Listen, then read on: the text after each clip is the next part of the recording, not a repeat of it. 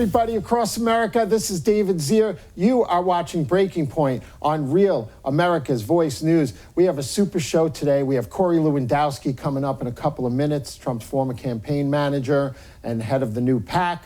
We have the co-founder of Greenpeace coming up with us in just a minute. And we have Mark Mix of the National Right to Work Committee about the Amazon union battle, possible unionization of Amazon. And also Mike Brandy is an attorney for New York restaurants. This guy's great. We're fighting to reopen. We lost 1/3 of our small businesses already in New York. We have to reopen right now. And why are people wearing masks outside, jogging alone, or in their car with their windows rolled up? I'm really confused. But listen, I want to take a moment to introduce you to Patrick Moore. He's the author of Fake Invisible Catastrophes and Threats of Doom. And he's the former co-founder of Greenpeace. Welcome to the show, Dr. Patrick Moore. Great to be with you, David. Thank you so much for joining us, Doctor. There's so much going on in the news cycle. Our heads are spinning. What to believe, what not to believe. Can you tell us a little bit about your book? Well, my book, and here it is, Fake Invisible Catastrophes and Threats of Doom. You will perish in flames. I borrowed that from Ghostbusters. And these doomsday prophets these days, they don't have much of a sense of humor. And I think they should watch Ghostbusters again and Bill Myers and those people and how funny they really were, and that the good guys win in the end. And hopefully that's going to happen in this case, although my idea of doomsday is their idea of saving the world, apparently. They say we should eliminate fossil fuels altogether. That would basically be the end of human civilization. So we've got a lot to talk about. Yeah, and I read one of your quotes, I think, from last year. If you get rid of fossil fuels, you'll have to chop down every tree on the planet. We're all going to starve to death. Correct? That's pretty much the case. All these people now living in a fantasy world with their screens and videos on the 30th floor of a condo in the middle of a big city don't seem to know where their food's coming from. Like, it comes in at night when they're sleeping in big trucks run by diesel engines, and the people growing it are running big tractors and big combines with diesel engines. And what do they think they're mining all the minerals with and all the concrete materials with? And how do they think they're getting the wood for building all the houses? I mean, it is like people have lost touch with not only nature, but with human civilization itself and how it actually works. And we've got to correct that. And one of the reasons everybody's so freaked out is because of all the scare stories they're being told about the end of the world. Like, we got to stop the baby talk. The world is not going to end. If it did, I don't know what it would actually look like. Does it implode, explode? Do the seas catch fire? No, the world is not coming to an end, but they are going to cause a tremendous destruction of civilization if they get away with the Green New Deal and all these other crazy schemes they have, and meanwhile, Russia, China, and India are ignoring all of this because they're smart. So let's get smart like they are. Right, so the Paris Accords, we have to spend $13 billion before China kicks in a nickel. And they're the ones who killed off all their dolphins in the Yangtze River, right? And also, there's nothing, I always tell my friends, at the diner, if you had this coffee cup, the only thing that'll get that F-16 to China is gasoline in that cup. No other, unless you change the law of physics, right? And also, think about the medicine and the siding for your house and everything. And we know there's toxins and hydrocarbon emissions and all that stuff. But, you can't, progress as a civilization without these things, right? Well, especially if you're being lied to daily by the media. The fact is, the polar bear population, ever since they put a treaty in of all polar nations in 1973, they never tell you about this. They stopped unrestricted hunting of polar bears nearly 50 years ago. And since then, they have quadrupled or maybe even more in the size of their population. There's like 50,000 polar bears now, when there was only about 8,000 when they passed that treaty. The coral reefs are healthy and doing fine in beautiful, warm oceans in the Indonesian and Australian tropics. And the Pacific garbage patch, twice the size of Texas, CNN actually says that on their news broadcasts, does not exist. And if you read my book, you will see the truth about these issues. 11 chapters on 11 scare stories, all of which are fake. And the reason they can get away with it is because most of them are based on things that are either invisible, like carbon dioxide and radiation, and GMOs. What's in them that can hurt you? It must be invisible because they didn't show it to us. And the funny thing is, it doesn't have a name or a chemical formula. So actually, it doesn't actually exist. And then there are the remote things like polar bears and coral reefs, which the average person can't verify for themselves the facts around it because they can't go to the North Pole or go snorkeling on the entire coral reef, which is, it's almost half the size of the United States. So we've got to get people to read and understand why they are being told these lies. It's because the media, the politicians, the activists, and the scientists on serial government grants are making their living from these scare stories, and they want you to believe them. So they will not admit that they are lying. Well, don't forget the helicopters that need fossil fuels to get up in the air to spray the de-icing fluid onto the windmills, right? Yes. So I have a background in solar. I broker deals for solar farms on Long Island with my family, right?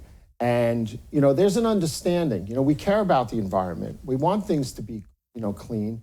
But the secret is that wind turbines and solar can only take place at like 10 or 15% of the grid. You can't go all alternate energy. It just doesn't work. You would have to put a windmill every 100 square feet in the state of Connecticut just to power New York City. So we understand that it's okay. And the reason we have solar here is, if there's a hurricane and everybody turns the lights on at the same time, these solar farms help, back up the supply, right? But we can't go totally alternate energy, right?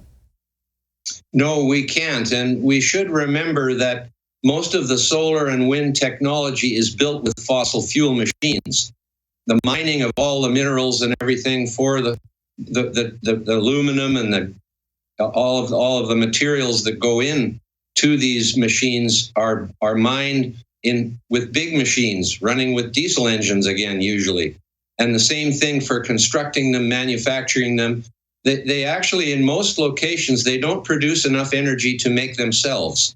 And therefore, they are often basically a net negative on the general economy. The huge subsidies, mandates, and tax credits that are given to wind and solar, right. Basically, they wouldn't exist if it weren't for those taxpayer-assisted funding.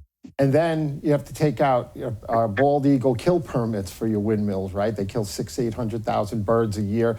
There's a downside too, and you can't bury them anywhere, I hear. It's hard to deconstruct them and get them buried. I wanted to talk about XL Pipeline quick. So if we're not buying oil from Canada, which goes down to our refining facilities all the way down in like New Orleans, due to the XL Pipeline, aren't we losing out big time? And where does that oil go? To China? Well, the thing is the United States still imports quite a bit of oil, even though you're energy sufficient now. And 50% of that is coming from Canada. But the activists, mainly out of the United States, it's ironic in a way that the campaign against Canadian oil was begun by the Rockefeller Brothers Foundation in Manhattan, an organization that's built on oil from the past revenues. And yet they are the ones that are behind the opposition to the KXL pipeline and to the Canadian oil sands, which they call the Canadian tar sands and say that it's dirty, that Canadian oil isn't clean. Well, like dirt is where we grow our food. They're not using the word dirt as in soil. They're using it as in dirty, rotten scoundrel. In other words, a swear word. And there's nothing wrong with Canadian oil. It's certainly as good a fuel as any oil from anywhere in the world, but it's also being produced with a lot of American Indian participation, what we call First Nations here in Canada, a huge amount, $85 million into Native corporations for working in the oil fields.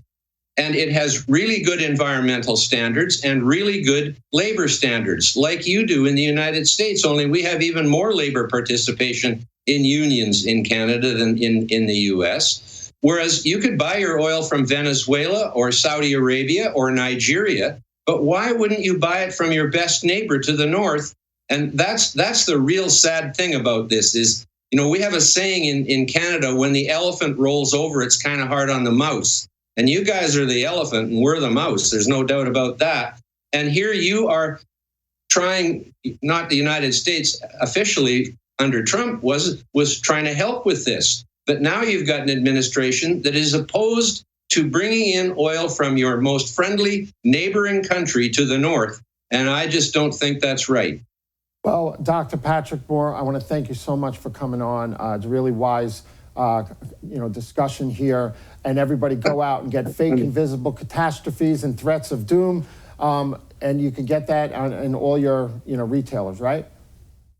You can get it on Amazon.com, where it is #1 for environmental science and environmental ecology right now.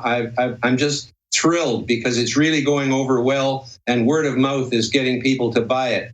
It's meant to be a little bit funny, but it isn't funny because these people are destroying the economy and destroying our civilization with their crazy ideas in this Green New Deal and trying to stop fossil fuels, which are a precious resource that produce carbon dioxide, which is the food for plants. And we've got to get the science right on this thing. Well, that's really important, and it's an important message. And we got to wake up. We're entitled. We're an entitled society, and we're like armchair quarterbacks on the environmental issues. We don't understand what it takes to run a modern society, right? Yes, that is true. 80% of all energy in the world comes from fossil fuels, from gas, oil, and coal. And the thing that people don't understand is that these fuels were made with plants, that coal is from forests, and oil and gas are from marine sediments of life falling to the bottom after they die and turning into gas and oil over millions of years. They were made with solar energy. All the fossil fuels are organic, as in organic chemistry, the chemistry of carbon. The word organic used for food is just a marketing term. Organic chemistry is the scientific meaning of the word organic, and it means carbon-based, like all life on Earth. And all life on Earth gets its carbon from carbon dioxide in the atmosphere. And we are putting some back that was removed by the fossil fuel making creatures in the first place. Right. It's simple. It's very simple. But people have twisted it to make it look as though these fossil fuels are from Mars and are poisoning us, when in fact they are providing the energy for our entire civilization. Doctor, thank you so much. We'll have you back, and I really appreciate it. Anytime, David. Thank you. Super, everybody. Dr. Patrick Moore. This is David Zere. We're coming back with Corey Lewandowski, so stay tuned.